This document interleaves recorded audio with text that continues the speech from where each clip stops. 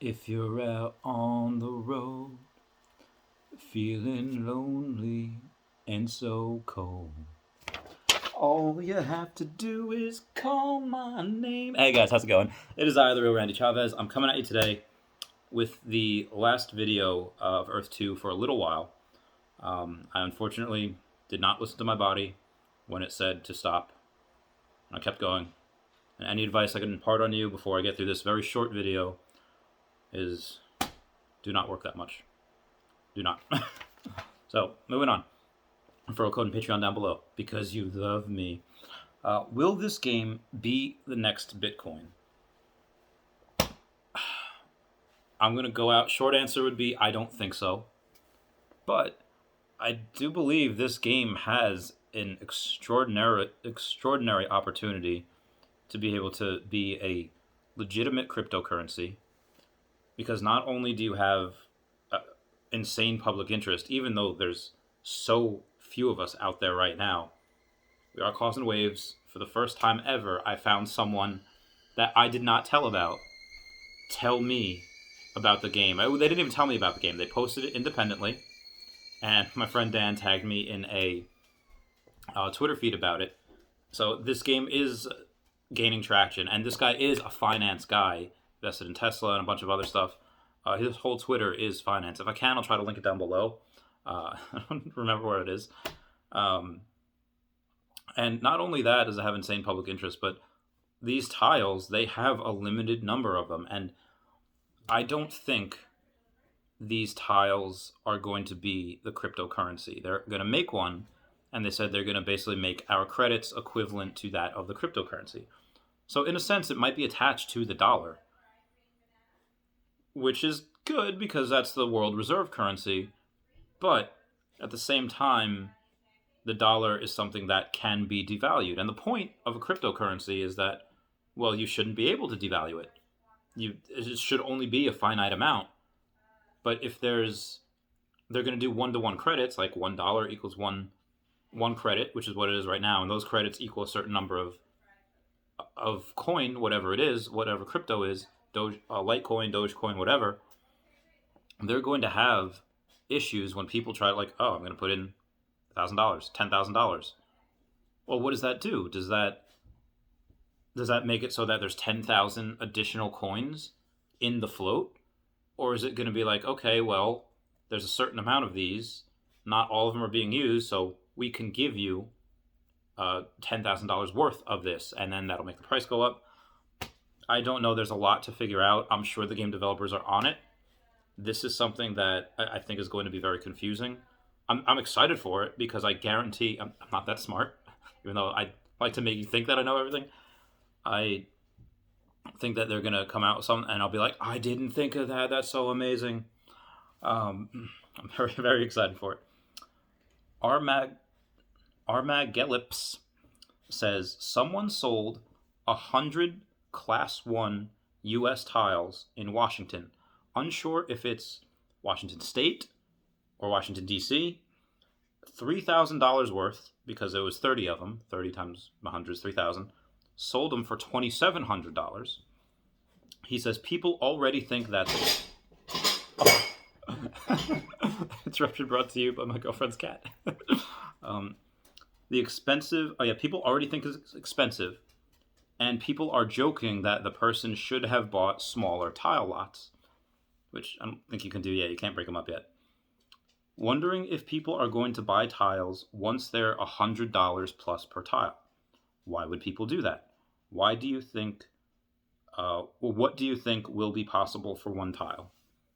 I've kind of gone into this a little bit before in other videos, but it's similar, it's not the same. Yes, it will be a little bit different and easier to sell once you're allowed to subdivide tiles. Instead of having 27 tiles, which is, it's not that much. People have blocks of 750 tiles. I actually think I accidentally bought 751 at one point. You can now sell more than 751, I think. But yeah, that's not a lot. 27 tiles is not a lot. It might be in the future when we have to walk from point A to point B and like, 10 tiles, that's 100 meters. that is a little bit of people that don't exercise. Like, oh, all right, this is a workout. If it's 100 tiles, which again is less than 1/7 of what we're about, that's a long way to walk. That's 1,000 meters. Now, obviously, you're going to have people that, athletes that don't care about how long it is, or just focus on the expense. But I don't think, again, there's different tiers to different people. You're going to have people that just say, like, listen, I don't want to spend $20 a tile. I don't want to spend $5 a tile. So that's why I think we're going to see these amazing products in places like Serbia or Yemen or places like Antarctica or in the Red Sea, wherever there's not a lot of places. This one girl messaged me before on Facebook saying that she lives right on the Loch Ness and there's a bar right there. I totally forgot about those types of monsters. Loch Ness, Nessie, Bigfoot, a bunch of these places that, anyway, that nobody would think about until, oh, yeah, that.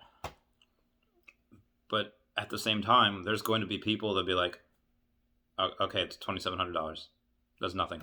I don't get out of bed for $10,000. Anything less than 5 figures. There's going to be people like that. We see it already with a bunch of these top 50 on the leaderboard. They've all spent 5 figures already in the top 50. Ari Realty, my buddy, I think is at number 23. Tech Ops is number 47. See him on Guidebook Gaming Twitch stream all the time. But the lowest on there has just under $15,000 that they spent. These games don't even have resources yet. This is a huge gamble. And again, I'm saying that me being all in on this game, I recognize it as a huge gamble. People already, though it's not a guaranteed thing, are spending 5 figures on it. So to them, $100 is not a lot. The top 3 people have spent no less than $84,000 on this game already. And that is a lot. That is I don't care who you are. $84,000 is a lot for a game. Now, when they did that, how much has it gone up since then? 10%, 20%? Yeah, that's obviously, you get some people that are used to, they're money managers that are used to throwing around millions of dollars. Okay, 80,000's still not nothing. It's still a significant amount, but that is a hell of a lot more than I have in my bank account right now. I have nothing in my bank account. Andrew says that he bought a lot of cool places down in Georgia, including one of those spots where they filmed The Walking Dead. Oh, love that. Love the show. Everyone press F in the chat to pay respects to Shiva and Carl. I'll never forget you guys. Andrew asks, what do I think about selling that land at a discount and picking up cheaper land that are more resourceful elsewhere? Since he's not super artistic or creative, he probably won't be one to build any of those amazing structures that are going to be wiped. If anyone's been to that aquarium in Atlanta, it is amazing. Although he does own an island off Indonesia that he plans to turn into a haunted island.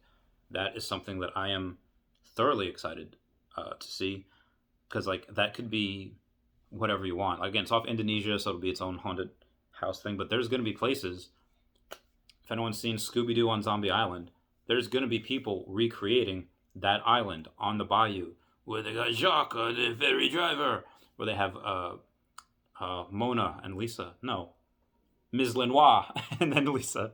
And you're going to have people probably going to create zombies. If you can create whatever you want, I don't know what materials it would cause to create that, but you're going to have haunted places that I would love. And I promise I'll get to his question in a second. But I just, if anyone's read that creepypasta, the Abandoned by Disney, Disney bought an island that was supposed to be Mowgli's Palace, the one from Disney with the dancing bear. What was that Disney movie with the dancing bear? The Jungle Book. The Jungle Book. They were supposed to have Mowgli's Palace from the Jungle Book, but there was protests from a lot of the islanders saying no, it's going to kill a lot of our smaller business, even though they would have been given a bunch of new jobs. But anyway, I digress. There's going to be stuff like that being built in these random locations. But getting back to his actual question, that is a legitimate thing. You bought down here. You're selling up here so you can buy other tiles that are down here. There is nothing wrong with that. And to be honest, that is the smart way to go about it. I'm not doing that because I have had stocks in the past that, okay, I bought them down here. Oh, sell up here. I'll take some profit. Let me take some money off the table. And then they continue growing another 4 or 5x. And I've just been burned so many times on that. I'm just not doing that. That's why I have this thing of not selling. Buy Tesla, don't sell. Buy Pokemon cards, I don't sell. Everything I have now, I'm just not selling. Even, let's say, 4 tiles in New York that are going for $35 a tile right now. Someone offers me $50, $60 a tile, I say no. Just because I don't know what's going to be there. Like, anything can happen. So that is some of my thoughts and opinions on that, even if I'm not doing that myself. I thoroughly enjoy you guys. The subscribers mean a lot. Everyone shouting me out on their channels mean a lot. Again, I'll be back in a couple days. I haven't gone live yet. I was thinking about making this being live, but Guidebook Gaming's doing a live stream right now. I don't want to take away from that because, again, they do plenty of giveaways, and I don't want to take away from his audience. Love you guys. Please comment, like, and subscribe. Comments are good for the YouTube algorithm. Pray for me.